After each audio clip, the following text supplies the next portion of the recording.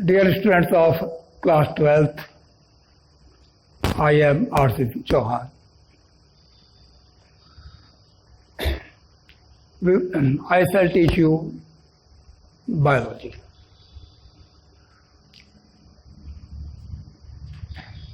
My good to say to all students,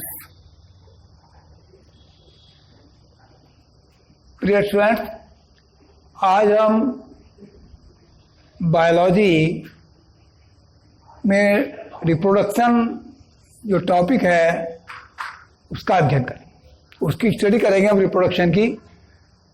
reproduction क्या चीज़ होती है? रिप्रोडक्शन होता किसी चीज़ का फिर से प्रोडक्शन करना, दोबारा प्रोडक्शन, उत्पादन। तो यहाँ रिप्रोडक्शन का अर्थ है नया जीव, अपने जैसा नया जीव उत्पन्न करना। ये ऑर्गेनिज्म की लाइफ का एक महत्वपूर्ण पहलू है, इंपॉर्टेंट पहलू है हर ऑर्गेनिज्म की लाइफ का, क्योंकि एक यूनिवर्सल ट्रूथ है कि जिसने भी जन्म लिया है उसकी मृत्यु निश्चित, उसकी डेथ जरूर होनी है। जिसने भी जन्म लिया उसकी डेथ जरूर होगी, और जब डेथ जरूर होगी तो संख्या क्या होगी? घटती चली जाएगी, एक दिन आगे समाप्त हो जाएंगे। तो अपनी जनरेशन को बनाए रखने के लिए रिप्रोडक्शन बहुत जरूरी होता है, ताकि नई जनरेशन हमारी बनी रहे। हर ऑर्गेनिज्म ये चाहता है कि मेरी अगली जो जनरेशन है वो आती रहे और मेरी जो स्पीसीज है वो बनी रहे, इसलिए वो क्या करता है? रिप्रोडक्शन करता है। अब ये रिप्रोडक्शन जितने भी लिविंग ऑर्गेनिज्म हैं, चाहे वो प्लांट्स हो या चाहे एनिमल्स हो, सभी रिप्रोडक्शन करते हैं। अब रिप्रोडक्शन में आता है कि लाइफ की पहली की आती है लाइफ स्पान।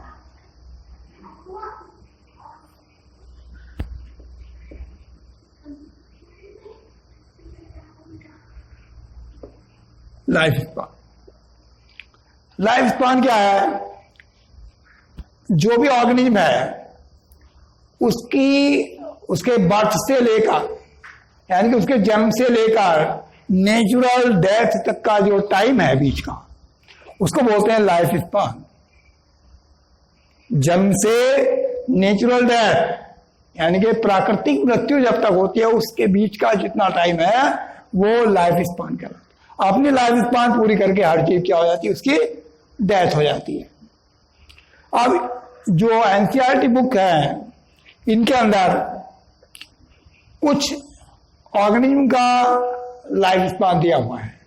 मैं एक दो एग्जाम्पल देता हूं आपको लाइफ स्पान का। जैसे आपका एलिफेंट है,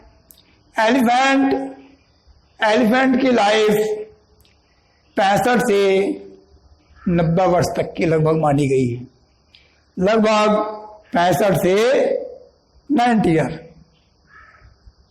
इससे तो और ऑर्गेनिज्म है, बहुत सा ऑर्गेनिज्म है। अब ये लाइफ जो है ये उसके साइज पर डिपेंड नहीं करती है। ये नहीं उसके साइज छोटा है तो जल्दी डेथ हो जाएगी, बड़ा है तो देर से डेथ होगी, ऐसा कुछ नहीं है।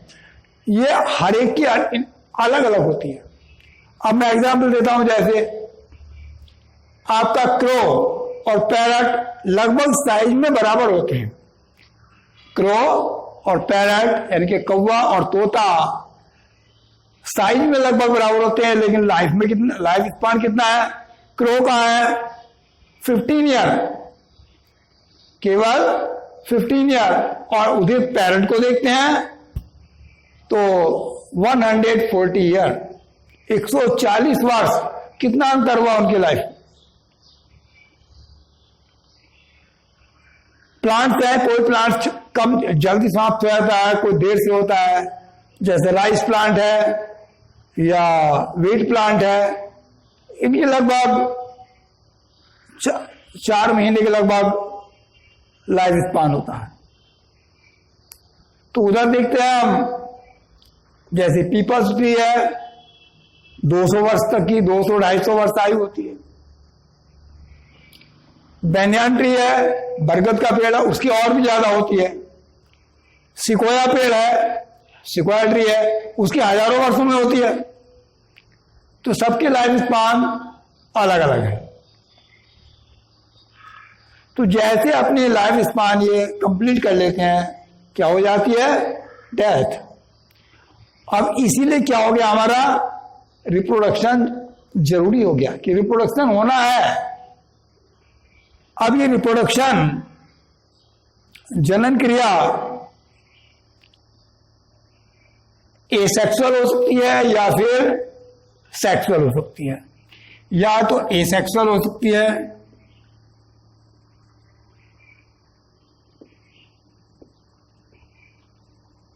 और सेक्सुअल हो सकती है। एसेक्सुअल भी हो सकती है और सेक्सुअल भी हो सकती है। आज तो हम केवल एसेक्सुअल के बारे में जानकारी लें। Asexual reproduction, sexual reproduction next lecture में आपको समझाया जाए। तो एसेक्सुअल रिप्रोडक्शन के बारे में आपको बता रहा हूं। एसेक्सुअल रिप्रोडक्शन में कोई भी जो सेक्सुअल बॉडीज है उसका फॉर्मेशन नहीं होता। अलग से सेक्सुअल ऑर्गन्स नहीं बनते, केवल एक ही मेंबर, एक ही इंडिविजुअल वो ही नई जनरेशन बनाता है। 2 मेंबर की आवश्यकता नहीं होती। ऐसा नहीं कि मेल भी चाहिए फीमेल भी चाहिए, उसके लिए सेक्सुअल रिप्रोडक्शन है। एसेक्सुअल में केवल एक ही जो ऑर्गेनिज्म है वही नया प्राणी, नया ऑर्गेनिज्म प्रोड्यूस करता है। और ये जो ऑर्गेनिज्म होता है वो पहले ऑर्गेनिज्म के बिल्कुल सेम होता है, चाहे वो जेनेटिकल ले लो या मॉर्फोलॉजिकल लें। दोनों रूपों में क्या होगा, फिजियोलॉजिकल भी और जेनेटिकली भी सेम होगा पहले एनिमल के। तो ऐसे एनिमल क्या कहलाते हैं? इनको हम बोलते हैं क्लोन।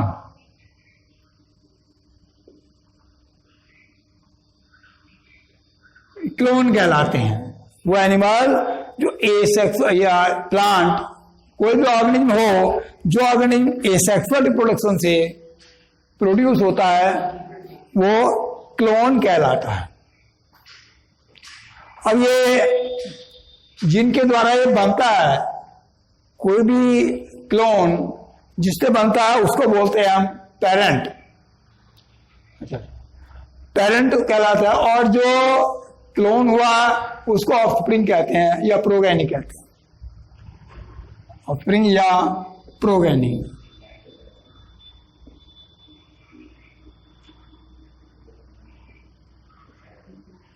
उसकी संतति।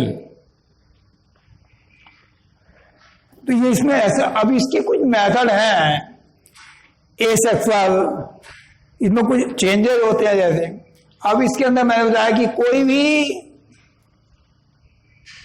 किसी भी तरह का विशेष परिवर्तन नहीं आता, यानी कि इसके अंदर जेनेटिकली परिवर्तन नहीं होंगे।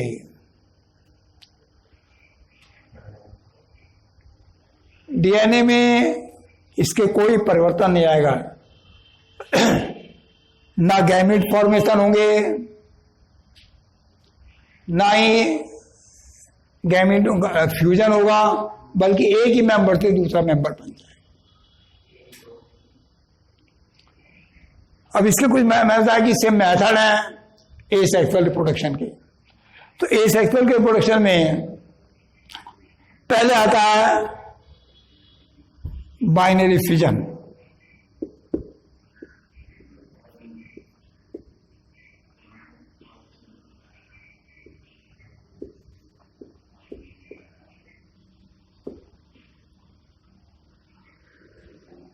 Binary fusion. तो बाइनरी फ्यूजन क्या है? देखिए इसका नाम ही बता रहा है जैसे बाइनरी फ्यूजन का। बाई मीन्स दो, एक एनिमल या एक ऑर्गेनिज्म या एक प्लांट हो, दो में बढ़ जाता है, डिवाइड हो जाता है। दो एक ही एनिमल, एक ही ऑर्गेनिज्म दो ऑर्गेनिज्म में डिवाइड होता है। एग्जाम्पल लेते हैं हम, जैसे कि अमीबा होता है। अमीबा इसका जैसे एग्जाम्पल लें तो अमीबा आपका इस तरह अमीबा है,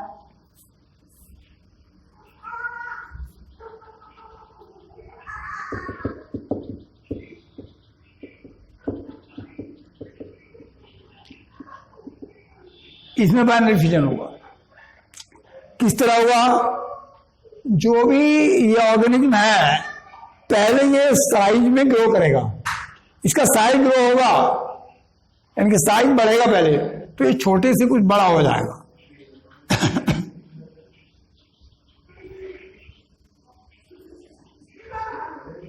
साइज ग्रो हो जाएगा। साइज ग्रो होने बाद इसका जो ये न्यूक्लियस है इसका भी साइज बढ़ेगा। अब इसमें यह होता है कि पहले ये न्यूक्लियस अपने साइज में बढ़ेगा और न्यूक्लियस के बीच में से न्यूक्लियस दबना शुरू हो जाएगा। न्यूक्लियस लंबा हो जाएगा पहले,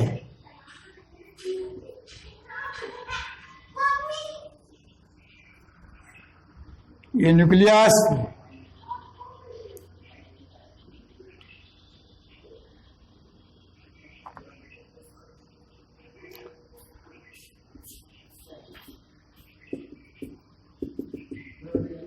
न्यूक्लियस की लंबाई बढ़ जाएगी। लंबाई बढ़ने के बाद ये न्यूक्लियस बीच में दबना शुरू हो जाएगा। न्यूक्लियस क्या होगा? बीच में से दबना शुरू हो जाएगा। और जैसे ही दबना शुरू होगा इधर इसका जो होल बॉडी है वो भी बीच से दबनी शुरू हो जाएगी।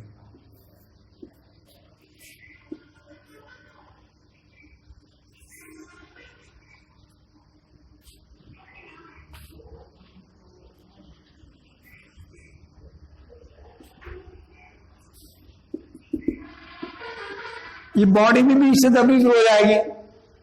जब बॉडी दबेगी तो ये यहां से धीरे धीरे क्या होगा? यहां पर ये न्यूक्लियस दो भागों में अलग अलग टूट जाएगा और यहां से ये पार्ट धंसते धंसते आपस में मिल जाएंगे।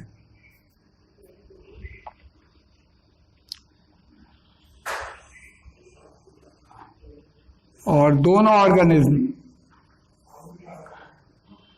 अलग अलग हो जाएंगे।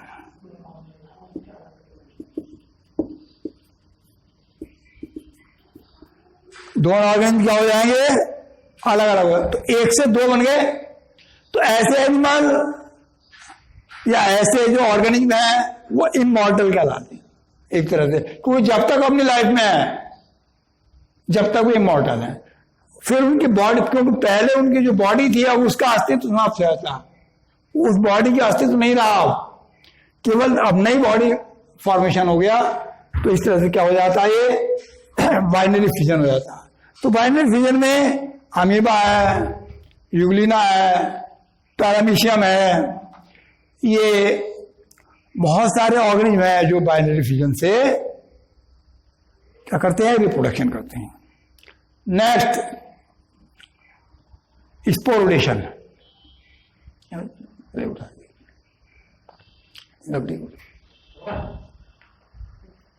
अच्छा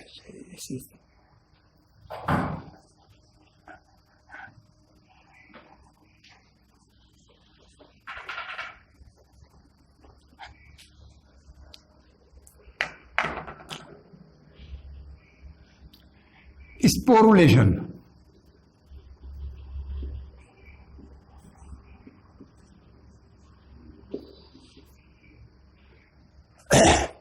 स्पोरुलेशन में ऑर्गेनिज्म के अंदर जो अंदर का उसका साइटोप्लाज्म है, उसका जेनेटिक मटेरियल है, वो छोटे छोटे पार्ट्स में, अलग अलग पार्ट्स में बढ़ जाता है और बहुत सारे क्या बन जाते हैं उसके, ये जो स्ट्रक्चर हैं वो कहलाती हैं स्पोर। और ये स्ट्रक्चर स्पोर्स फिर से जर्मिनेट होकर नया ऑर्गेनिज्म बना लेती। क्या होंगे? जर्मिनेट होंगे और नया ऑर्गेनिज्म तैयार कर लेंगे। तो ऐसी स्थिति में ये कहलाता है स्पोरुलेशन। और ये स्पोरुलेशन जो होता है या पहला बिलिफिजन हो, ये जो कंडीशन जब जिस समय एटमॉस्फेरिक कंडीशन अनुकूल होती हैं तब ये क्रिया होती है। लेकिन स्पोरुलेशन में कुछ क्रियाएं तो ऐसी हैं जो अनुकूल कंडीशन में होंगी और कुछ स्थिति ऐसी हैं जो प्रतिकूल कंडीशन में। अब मैं बताऊं, इसमें स्पोर जो ज्यादातर बनते हैं, स्पोर फॉर्मेशन जो होता है वो माइनर प्लांट्स में अधिक होता है या फंजाई में होता है। एल्गी फंजाई में मोस्टली स्पोरुलेशन द्वारा या बाय द स्पोरुलेशन रिप्रोडक्शन होता है। अब इसमें जैसे आपका क्लेमाइडोमोनाज है, इसमें स्पोरुलेशन होगा। आपका यूलोथ्रिक्स है, उडोगोनियम है, ऐसे प्लांट्स में स्पोरुलेशन होगा। फंजाई में स्पोरुलेशन होता है। अब ये स्पोर, मैंने बताया कि कई टाइप के स्पोर होते हैं। या तो एप्लेनो स्पोर होंगे, जू स्पोर होंगे। तो जितने स्पोर ये स्पोर हैं, ये स्पोर थिन वाल होते हैं, इनकी वाल थिन होती है। जो एप्लेनो स्पोर होता है उस पर, एप्लेनो स्पोर के ऊपर कोई फ्लैजिला नहीं होता। एप्लेनो स्पोर पर यह ऑर्गेनिज्म है, इस पर फ्लैजिला नहीं होगा और वाल इसकी क्या होगी? थिन होगी, पतली वाल होगी। जब ये फ्री हो जाएंगे तो जर्मिनेट करके नया ऑर्गेनिज्म बना लेंगे। ऐसे जो स्पोर होते हैं, जिन स्पोर में जो स्पोर जितने भी स्पोर हैं उनमें फ्लैजिला जो होता है वो मोटाइल होते हैं, उनको बोलते हैं जू स्पोर।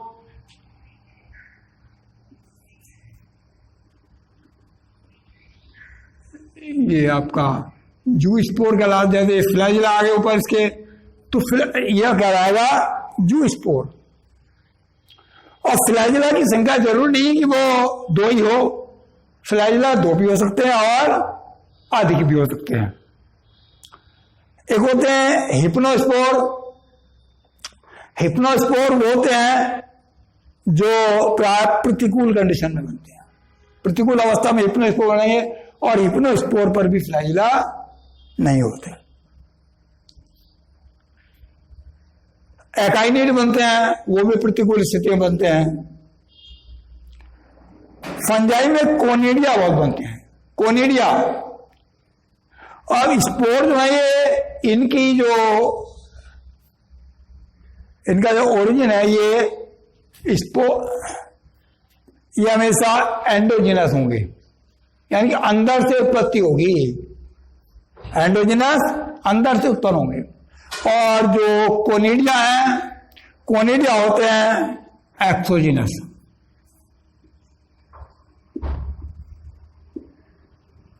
कोनिडिया फंजाई में बनते हैं, जैसे पेनिसिलियम होता है।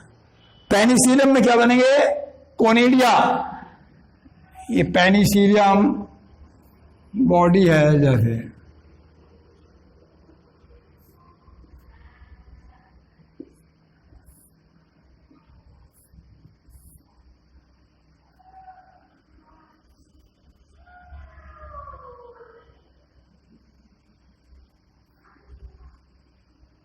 इसका हाइफी है, ये इस पर ये कहलाता है कोनिडियोफोर।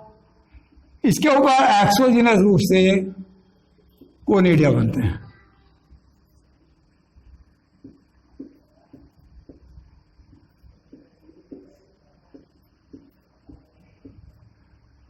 तो मैंने एग्जाम्पल दिया कोनिडिया, ये कैसे बने? एक्सोजिनस, और ये बने थे एंडोजिनस, यानी कि अंदर से बने थे, और ये इनकी उत्पत्ति बाहर। दोनों ही जो होते हैं क्या क्या करते हैं ये जब अनुकूल कंडीशन आती हैं, इनके माफिक स्थिति आती है, तब ये जर्मिनेट होंगे और जर्मिनेट होकर नया ऑर्गेनिज्म तैयार कर लेना, ये इसका हो जाता है। और इसकी स्पोर्टेशन के अलावा अगली मेथड है, वो होता है एनसिस्टमेंट।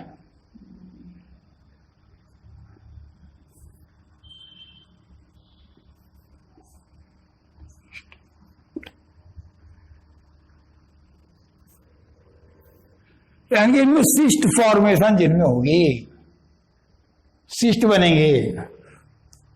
तो इसमें होता है कि ऑर्गेनिज्म, जो भी ऑर्गेनिज्म है उसमें जो बाहर की बॉडी है उसके बाहर लेयर बन जाती है, 2-3 लेयर बन जाती हैं, तो ये कहलाती है सिस्ट। और ये जो कंडीशन विपरीत आएंगी उसको सहन करने के लिए अच्छी होती है। विपरीत स्थिति में भी ये जीवित रह सकता है।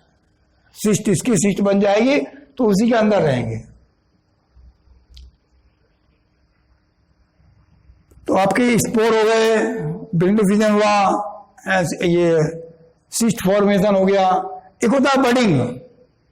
क्या कहलाता है? बडिंग।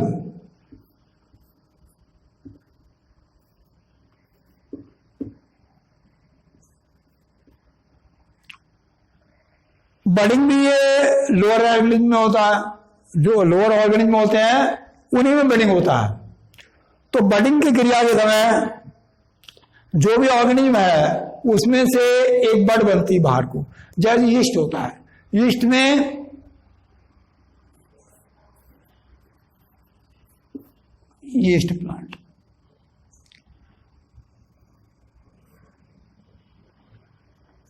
ये यीस्ट का फंजाई है एक। इसमें से साइड में कोई उभार निकलेगा। तो इसमें उभार एक भी हो सकता है और ज्यादा भी हो सकते हैं, ये उभार बन जाते हैं। और इसमें साइटोप्लाज्म का कुछ हिस्सा आ जाता है। बड क्या होगी? बढ़ती चली जाती हैं, बढ़ती हैं, जितनी भी बड है बढ़ती जाएंगी और बढ़ते बढ़ते ये बड, इसका आकार बड़ा होगा। फिर यहां से ये बड ऐसे बड़ी है,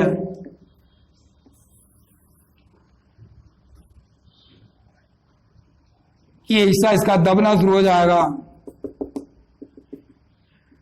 और ये दबते थे ये हिस्सा क्या हो जाएगा? इसका यहां से ये बड अलग हो जाएगी और अलग होने से ये नया ऑर्गेनिज्म बन जाएगा। तो ये हो गया इसका बडिंग। बडिंग हाइड्रा में भी मिलता है। जो हाइड्रा होता है, हाइड्रा में बडिंग होता है। हाइड्रा तो एनिमल है, हाइड्रा के अंदर तो बडिंग हाइड्रा में।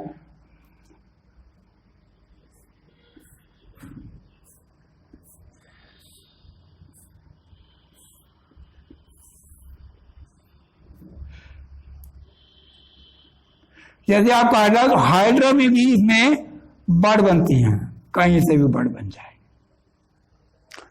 इसमें ही बडिंग होता है। तो बडिंग के बाद बड निकलेगी और उससे नया ऑर्गेनिज्म तैयार हो जाएगा। अब आगे, अभी तो चैप्टर का आगे बढ़ा, आगे का जो मिलेंगे नेक्स्ट वीडियो में आपको इसके आगे बताएंगे। अभी ये सेक्सुअल रिप्रोडक्शन और शेष है।